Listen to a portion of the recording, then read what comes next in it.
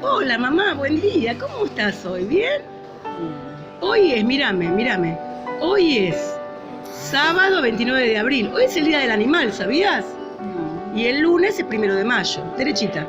Hace un montón que no venimos a Remember. Por una cosa u otra se nos complicó la vida y no podemos venir. Pero hoy volvimos, 29 de abril 2023. ¿Estás contenta? ¿Te vas a pedir tu tazón de café con leche? Bueno, nos filmamos las dos y saludamos al público. Para tus nietos y bisnietos. Saludamos. Chao. Saludamos. Desde Argentina, correcto. Muy bien.